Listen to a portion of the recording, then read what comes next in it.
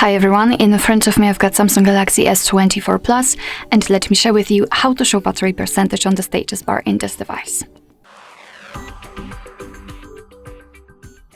So if you've got only the battery indicator and if you want to have the percentage visible on the status bar next to it, simply enter the settings, and then we have to scroll down to find the notifications. So I know that it will be quite natural to go down and find something connected with the battery, but let's enter the notifications. Here we have to tap on Advanced Settings, and as you can see right here in the status bar, we've got this option, Show Battery Percentage. Of course, in my case, it is turned on. If you've got it turned off, just tap on the switcher, and as you can see, the percentage will immediately appear next to the battery icon.